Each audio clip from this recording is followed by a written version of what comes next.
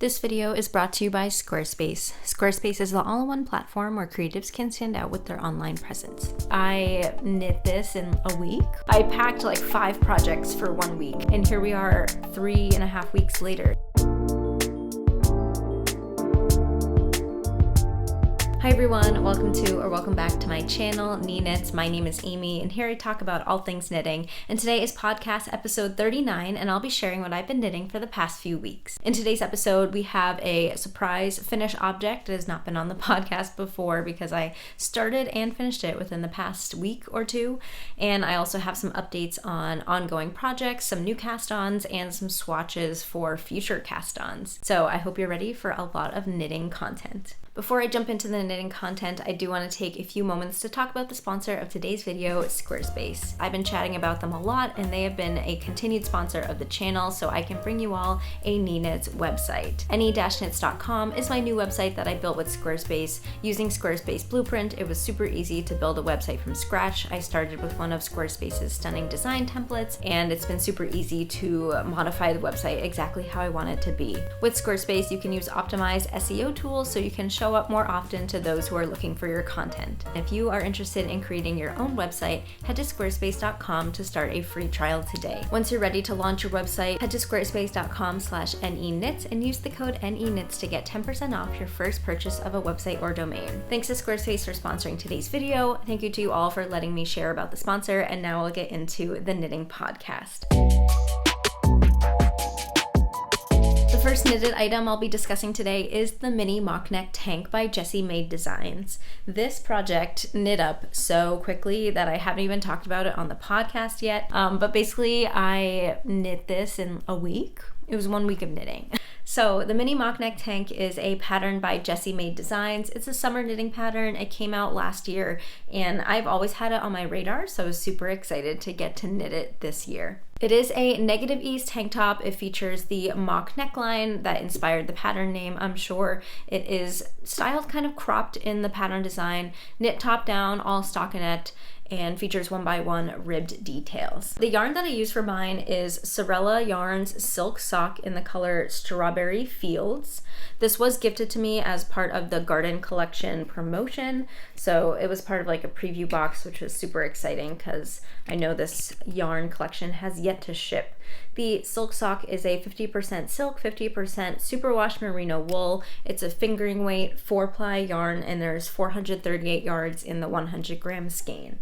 I was super excited to try out the silk sock base from Sorella. I have not knit with it before. I've not purchased it before. I have knit with another silk merino blend. My T number 1, the Gepard Garn Wild and Soft, is a silk and merino blend. However, it's not superwash merino. This is superwash merino. I did end up using the suggested needle size in this pattern, which is 3.5mm needles for the body and 2.75mm needles for the ribbing accents. Now, this tank top is knit from the top down. I found the pattern super easy to follow. You do start by knitting flat. You knit the back panel, and then you shape the neckline with short rows. You might be able to see where my short row turns are. This was kind of a new construction to me, the way it was knit, but super engaging, super easy to follow, and it creates this really nice curve that you have at the back of the neck there. Then you knit the back panel flat. There are increases that go along the back. You put those stitches on hold, and then you pick up along those back edges. Actually, it's not on the front yet. For the front, you pick up along the back edge and you knit the two fronts separately with some shaping until you cast on at the neckline here. You can see the neckline increases on the sides here, and then you continue working the front panel down with stockinette stitch. And there are some increases here, and both the front and the back panels have ribbing that you knit along the edges while you're knitting the panel. So I really enjoyed that because it meant there was no armhole finishing when you were done knitting the pattern. Once the front and back are at the appropriate lengths, you cast on stitches for the underarm, and then you are knitting in the round, and from there it's stockinette stitch in the round, and then finished off with 1x1 ribbing and tubular bind-offs for the bottom hem. The neckline is then picked up. I used a 16-inch circular needle to pick up and knit my collar, 1x1 rib, also with a tubular cast off as suggested, but you can also cast off in knit stitch or cast on in pattern or cast off in pattern. And I just really liked how this tank top was knit. I feel like it was super engaging and super like captivating. Like I kept wanting to knit on it because I kept wanting to get to the next section. There's like enough going on where I feel like every few rows you have some sort of shaping,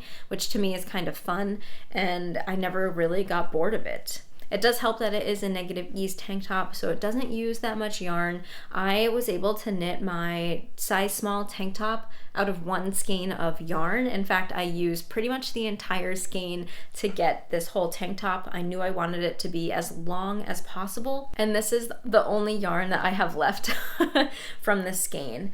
I did have my 2 gauge swatches that I did not undo. So technically I did have this much yarn left over beside the whole project if I needed to. It was nice to have these as kind of like a backup, but I was glad that I could get this more full length tank top out of one skein of yarn. So I did modify the length of this tank top. I believe I made it like 1.5 inches longer than the suggested length. You can see in the sample photo, it is pretty cropped.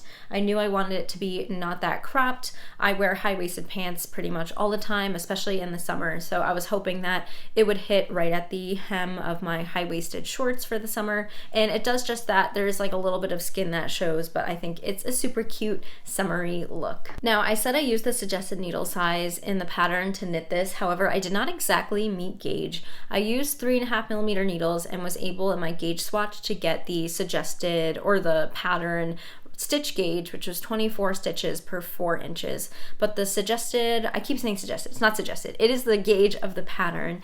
The row gauge of the pattern is 28 stitches, 28 rows per 4 inches, and I was just not able to get that in my gauge swatch. I was getting 32 rows per 4 inches. So I knew that my row gauge was a bit tighter than the gauge of the pattern, so I tried to sort of incorporate my row gauge into the pattern specs and knit those accordingly. You divide out the pattern gauge, the 28 rows per 4 inches, by 1 inch. It's just easier to follow. That's 7 rows per 1 inch. My gauge of 32 rows meant I had 8 rows per inch. So basically, to accommodate for my tighter row gauge, I would have to add 1 more row or knit 1 more row for every 7 rows that I knit. And math-wise, that would mean after blocking, that would allow my fabric to fit the dimensions of the finished garment, but still knitting at my row gauge, which was a bit tighter. Now, you can get more complicated with that. If you're knitting in straight stockinette, it's pretty simple to do those adjustments, but if you have stockinette that has increases or decreases at certain row intervals, which this pattern does, you can do the math a little bit more precisely to map out exactly where your increases should be. It's basically kind of like regrading the pattern to fit your row gauge rather than the designer row gauge. I didn't really feel like doing that. I know this pattern is like pretty simple with the increases, at least for my size. I just kind of added an extra knit row here and there to add up to the correct length of the garment. Now, I say all that and we'll get to the finished dimensions of this tank top in just a few moments, but I say all that. However, I knew that I was gonna be weary of the yoke depth of this tank top. I have seen some other people knit this, and some other knitters have mentioned how their yoke depth might not be the best fit for them. I know I've had yoke depth issues in the past with some patterns, like the Kutar top I knit to pattern, and the yoke depth was just way too deep. Some like circular yoke patterns, like the Whitmore cardigan, that yoke depth was knit to pattern but was just way too deep on my body. So I think I just have like a very shallow yoke depth compared to standard sizing. So I didn't want this to be exactly the given length of the pattern because I had a feeling it was going to be too big. Although I did have the math on paper about where I should add rows to get the accurate length based on the pattern, I was at the same time trying this on as I was knitting it to see where the panels were hitting on my body and trying to do my best to visualize where I should stop knitting before joining at the underarm. I wish it was a little bit more like scientific so I could give you guys like good notes, but it really wasn't. It really was just kind of, you know, starting with numbers but still eyeballing it while trying it on and just like thinking about how my gauge swatch changed after blocking it. And basically I just ended up with what I have here. I do think something like this specific pattern style is tricky to visualize while trying on and while doing measurements, because it does have negative ease and you're dealing with casting on stitches at the underarm. So like, even though I was trying it on while it was not connected, you know, I'm trying on these like 2 flat panels, and you know, I would try to visualize where at the underarm it would join, but I knew it was unblocked. I knew it was going to stretch because of the negative ease. So I wish there was like a better way to sort of guesstimate how that would fit. I tried my best, and you will learn that it did not really work out entirely. My finished gauge after blocking, my finished row gauge, ended up being 31 rows per 4 inches rather than the 32 that I thought I was knitting at. So it definitely lengthened a bit. Additionally, my stitch gauge had shrunken a little bit to 25 stitches per 4 inches rather than the 24 that I had measured in my gauge swatch. So that's just like a perfect example of the fabric just doing this a little bit, getting longer and getting narrower at the same time. So my measurements of this final garment do not match the schematic of the pattern for my size at all. My yoke depth is measuring 9 inches long when, according to the pattern, it should be 7.5 inches long. My body circumference is measuring at 24 inches around when it's supposed to be 27.5 inches around. I don't really know what happened. The good thing is I don't think it really impacts the final fit too much, because there is negative ease. It's supposed to be tight fitting and it still has the coverage that I want. The only spots that I'm really concerned about are like basically just the front panel. You can see there's a little bit of gapping at the front,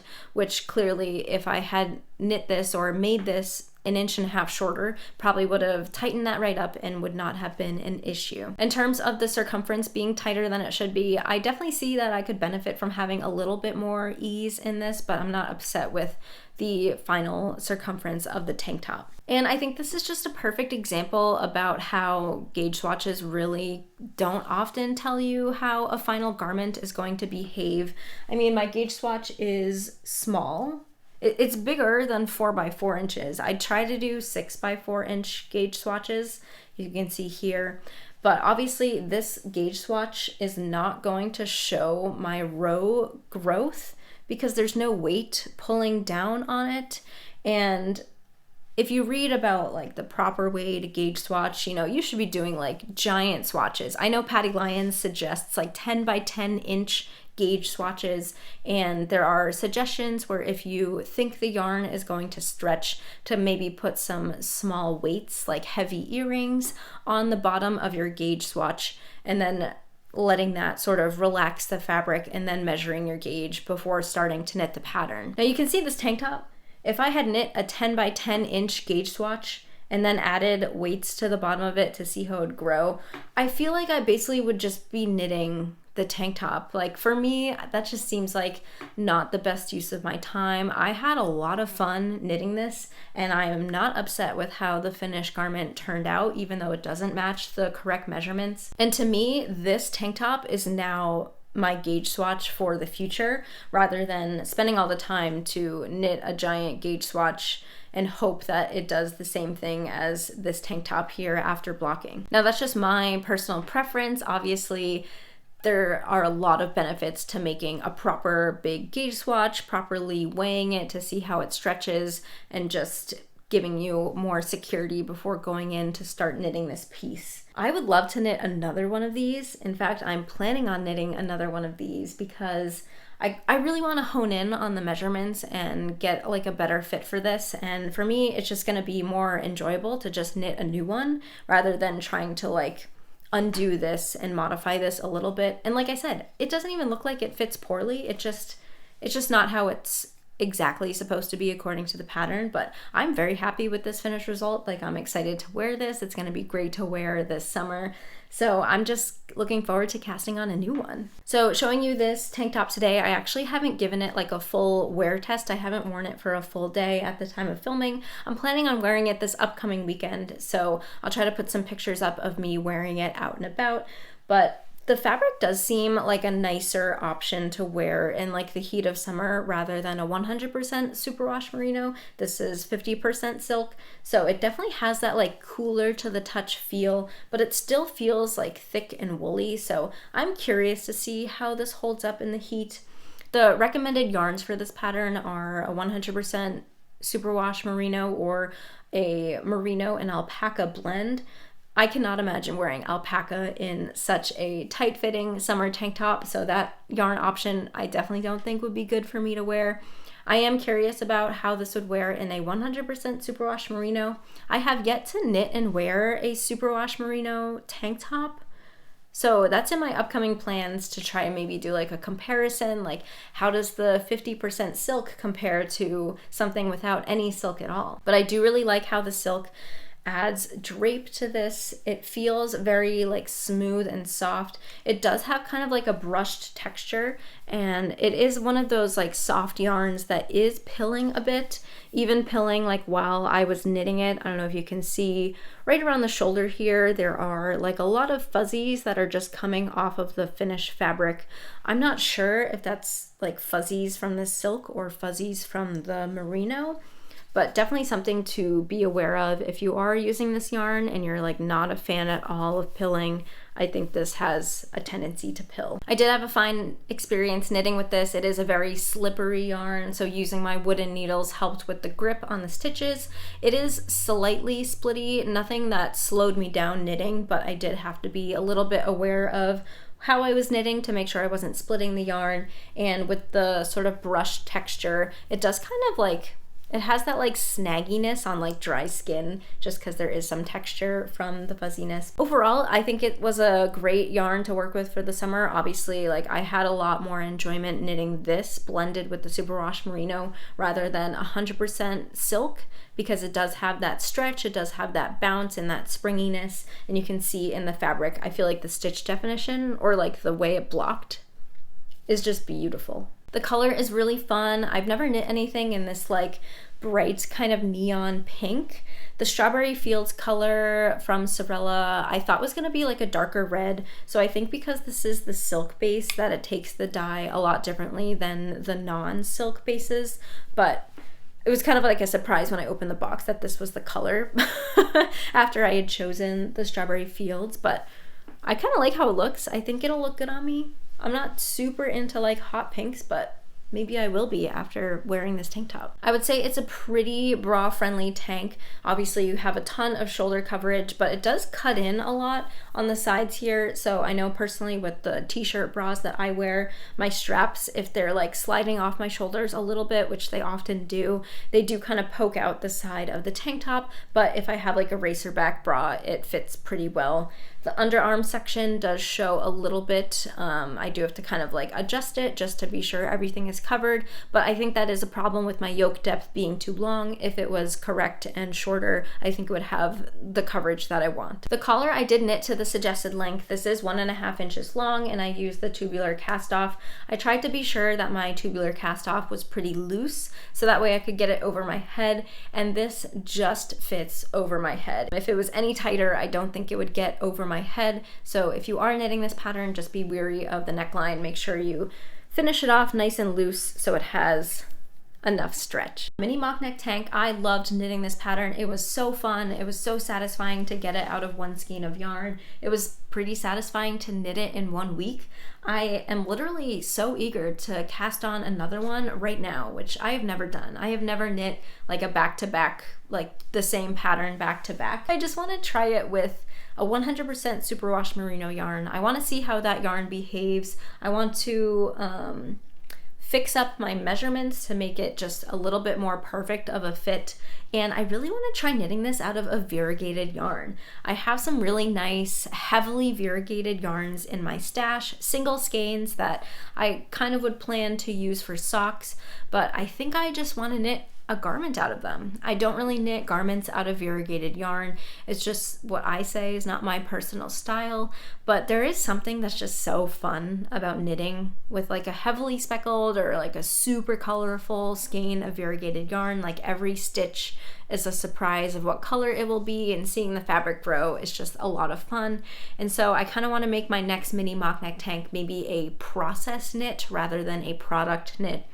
I feel like I'm more of a product knitter because I look forward to finishing and wearing the piece, maybe more so than knitting it, but I do still love knitting the garments. So it's kind of like a weird handoff where I'm like, oh, I'm really enjoying knitting this, but I really want to be done with knitting it so I can wear it.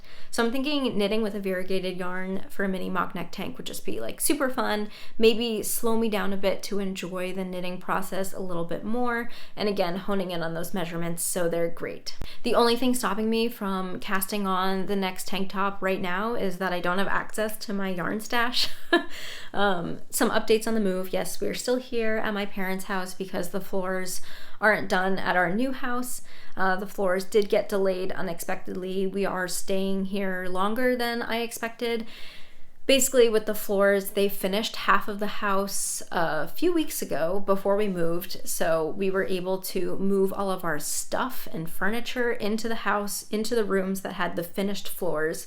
And while they're doing the rest of the house, you know, we can't walk on the floors and stuff. It's hardwood, so they're doing like the staining and the finishing. And so basically all of our belongings, except for the one suitcase I packed for my parents' house, it's like in a Tetris kind of warehouse style arrangement at the new house. So pretty much everything is inaccessible, even though we can walk into the house to get to the boxes if we absolutely need to.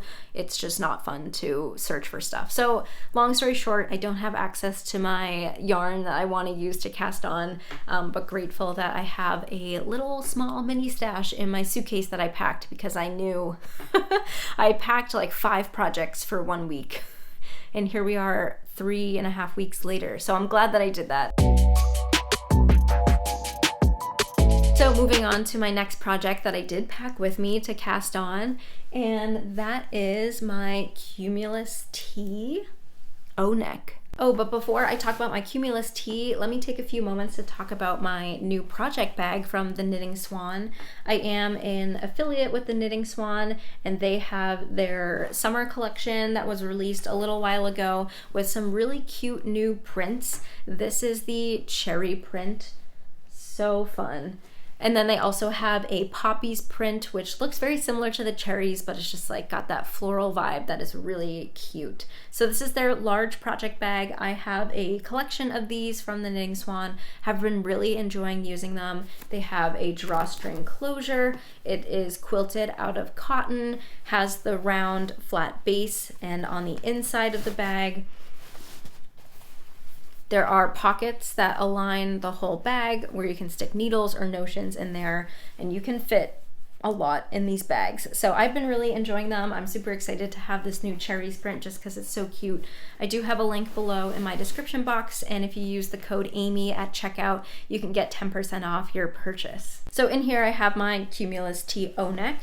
The Cumulus Tee O-Neck is a pattern by Petite Knit. It's a sister to the Cumulus Tee, which is a fingering weight top-down raglan knit out of Knitting for Olive pure silk or Santa's Garn Tin Lena. Those are the 2 recommended yarns. The Cumulus Tee was the original pattern. It features a V-neck with the I-cord edging. The Cumulus Tee O-Neck features an O-neck or a crew neck or kind of like a shallow scoop neck, rounded neck. I don't know, lots of descriptive names for the neckline of this t-shirt, but it also features the same yarn, the same gauge, and the same I-cord edging. So I was super excited to cast on a new Cumulus Tee because I love wearing my other Cumulus Tee. It's just such a comfortable fabric to wear, such an easy shape to wear. I just love it. So I knew I needed more. I'm already thinking if I should make a third one after my second one. But about the second one, I knew I wanted like a more neutral color. So I chose Knitting for Olive pure silk in the color Putty. This is sort of like an off-white, cooler tone, maybe kind of gray, but I feel like it's more of like an off-white neutral, which I like. I've worked with it before in the merino and soft silk mohair from Knitting for Olive, but the pure silk we have here. So the Cumulus Tee O-Neck, you start by knitting flat to shape the back neck, not short rows, but you work back and forth to sort of raise the back neck before you increase for the rounded neckline, and then you join in the round here. It is a basic just one stitch raglan. I love knitting raglans. I feel like making this pattern or working on this pattern has sort of brought me back to my roots, if I have knitting roots, but a lot of my beginner or my early knitting projects were raglans, and I really fell in love with the construction, and I haven't knit a raglan in maybe a few months or so it's been nice to get back into raglan shaping. I just find it very engaging, and it's really fun to see the shape grow. The O-Neck Cumulus Tee, you connect in the round really quickly. It is kind of like a shallow O-neck shape, and that was really nice because there was not a lot of flat knitting with the pure silk. I am using 3mm needles, so it is at a very tight gauge. I don't really love purling with pure silk. You can kind of see that I have some rowing out right there. It's kind of subtle. I don't know how to not do that exactly with the pure silk. Maybe I need to swap needle sizes for one of my rows, whether it's the purl rows or the knit rows. I'm not really sure. I don't think it's too visible from afar. You can't see it from here, right? I am just now knitting in the round, doing the raglan increases until I split for sleeves. This is sort of like a compounded raglan, so you start with like a steady rate, but once you get closer to the underarm, I think you finish off the sleeves first, and then you continue increasing for the body till it's the appropriate width, and then you just knit straight after that. The Cumulus Tee O-Neck is recommended to be worn with 1.5 or 1.25 inches of positive ease.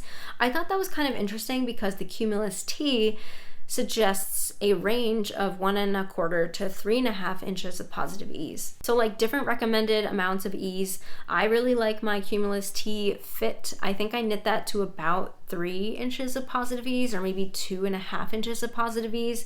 So I chose to knit size small, which based on the finished measurements of the garment and the pattern should give me that range of like 2.5 to 3 inches of positive ease. So I guess my garment is maybe a little bit bigger than what's suggested, but not dramatic. And pure silk does kind of grow over time, so it might get a little bit looser, but I'm kind of looking for that loose casual fit. So that's my Cumulus Tee O-Neck. I feel like this might be my focus project for a little bit. I've been enjoying knitting on it. I feel like my pure silk gripes have sort of subsided.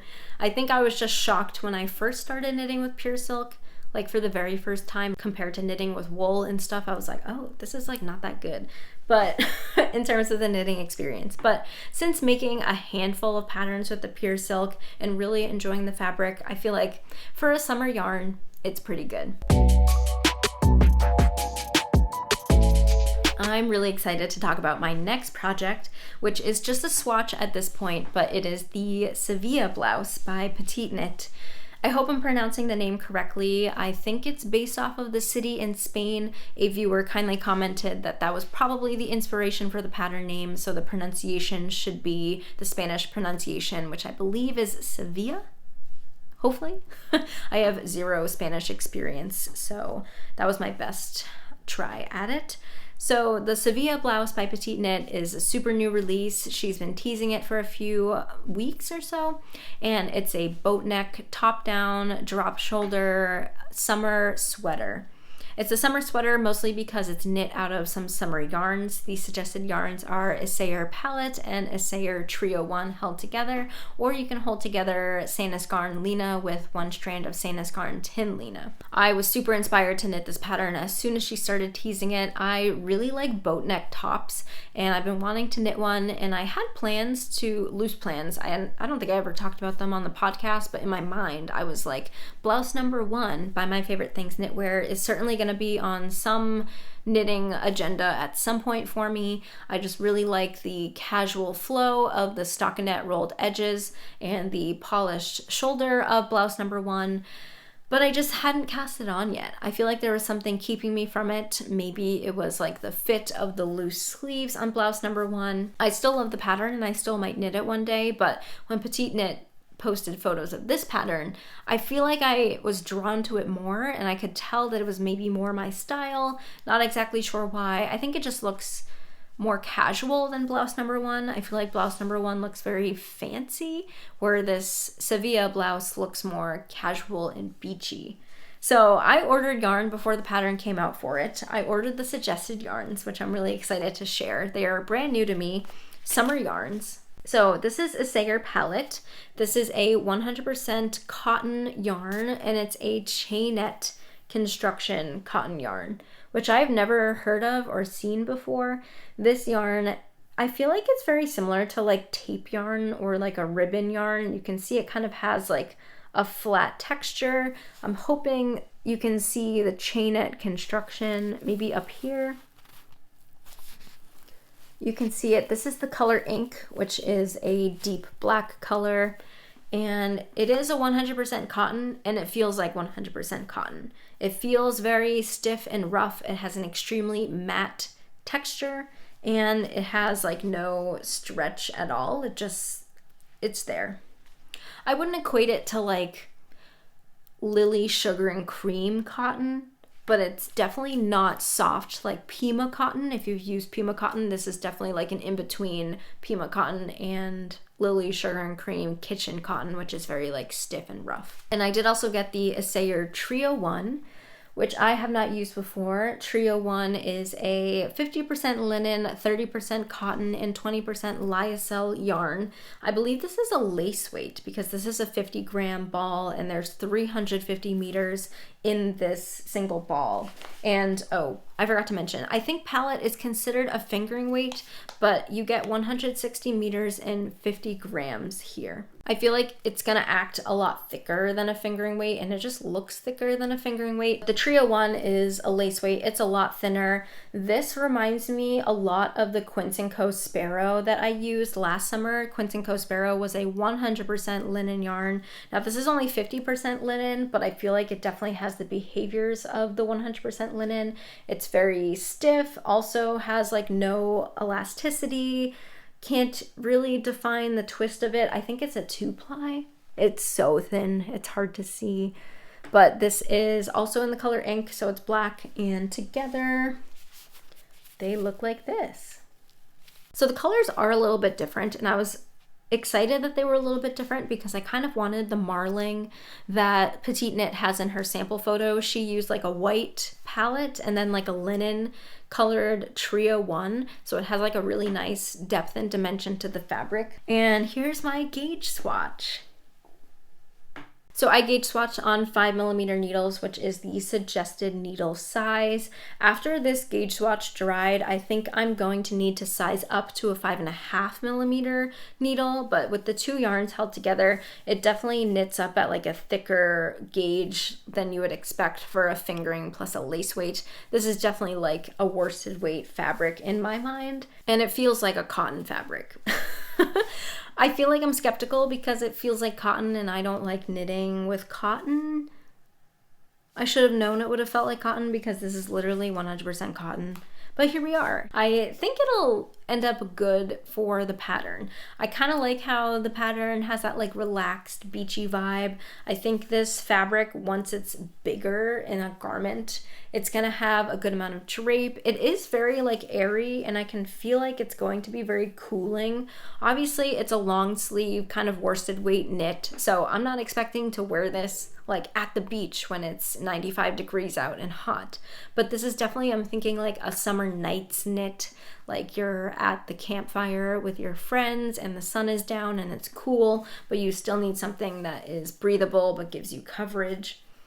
And I feel like this fabric is going to be good for that. It does feel very drapey. You can kind of see a lot of light shining through it, but hopefully once it's like knit up, like from here, you can't really see the light going through it. So I think it'll be good. I feel like I'm sounding skeptical and not too excited about this pattern, but I am really excited about knitting this. I'm excited to have something different on my needles. I've never knit a like full cotton style sweater. Obviously this has cotton, linen, and lyocell in it, but it does feel mostly like cotton, so it'll be a different knit for me. I'm curious to see how the construction works out in making the nice neckline, and yeah. All I have is the swatch, so this is all I can talk about. I am filming a sort of vlog video about this whole project from start to finish. So a lot of you guys had suggested that you wanted to see more project vlogs. So hopefully, I have no idea when that vlog will go up because I have no idea when I'm gonna finish this knit. But hopefully you guys enjoy that video to sort of see my day-to-day experiences knitting it up. All right, I have one more swatch to share with you all of what I think will be a new cast on at some point. I feel like in my mind, I was like, oh, this is a spontaneous knit, but I literally made the gauge swatch like 2 weeks ago and never cast it on. So I don't know how spontaneous it is, but I've never talked about knitting this pattern before on my channel, so maybe it's spontaneous in that sense. And it is another petite knit pattern. I'm sorry that this whole episode is basically a petite knit, but I haven't knit a petite knit pattern in a while. I feel like her newer releases just haven't really been like hitting with me. But the Sevilla Blouse is like, oh, that's really nice. And the Cumulus Tee was like a release from last year that I'm going back to. And this next pattern that I want to knit is also like a petite knit classic. It's not a new pattern from her, and it is the Ingrid Sweater. So I'm in the middle of knitting all of these summer garments. They're all fingering weight. We have a lot of summer fibers that are just like, they're okay to knit with, but I definitely prefer my thick wools. And so the idea of knitting a worsted weight 100% wool sweater with this super fun stitch pattern has just been like on my mind. And I was like, okay, what's a good pattern I could do? I had this yarn in my stash. This is Valley Yarns Northampton. This is a 100% wool yarn. I think it's Peruvian wool, worsted weight. So there is 247 yards in this 100 gram ball. This is the color Ocean Heather. It's this deep green, blue, teal color with the heathering, which adds a lot of fun texture. It's got just like a nice twist. It's just like your classic workhorse worsted weight wool. I'm so excited to get this on the needles. I feel like talking about it is going to make me want to cast on soon. So my gauge swatch for the Ingrid Sweater, I just basically did a few rows of each of the stitch patterns. This is on 4.5 millimeter needles. So I think it'll be really fun. I feel like the Ingrid Sweater, everyone knits in like a neutral color. So I'm kind of excited to be different and knit it out of this like dark, deep blue green color. And this yarn, I have shown this yarn on my channel before, and I do say every time that it is a little bit greener in person than it is on camera. I don't know what it is about my camera, it just can't pick up the green hue of this yarn without me like adjusting the colors for the rest of the video to be like off. So like right now my face, the coloring is good, but the blue-green color is not. I'll try to superimpose like a adjusted video so you can see the true color. Like I'll edit that video so it matches the in-person coloring, just so you get an idea that like it's definitely blue on camera, but it's a little bit greener in person. I just think this will be like a super fun thing to have on my needles while doing all of these summer garments. It'll also have the benefit of being like maybe finished before it is cold enough to wear it, which would be fun. I feel like I'm always knitting a season behind because I like knitting in the season, but that means the pieces aren't done until the season is like almost over.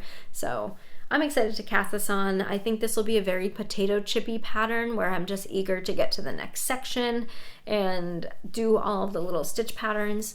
The one thing I am worried about with this pattern is it is super oversized, and I'm a little bit worried about the length because you have the defined blocks of stitch patterning, which means if you knit all of the blocks to the length in the pattern chart, you have like a given length of your sweater.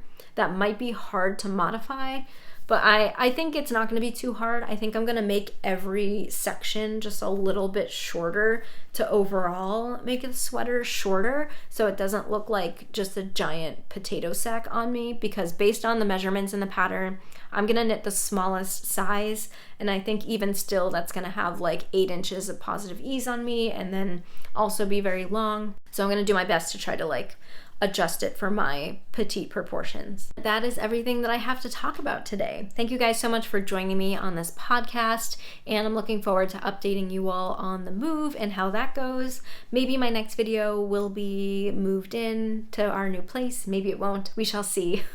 But good thing I have lots of knitting to keep me company. All of my socials are linked in the description box, my Instagram, my Ravelry, my website. So thank you all for checking those out. If you want more info on all of my projects, you can check out those links. Everything else I talked about is also linked in the description box below, and I hope to see you all in the next video. Thanks for joining. Bye.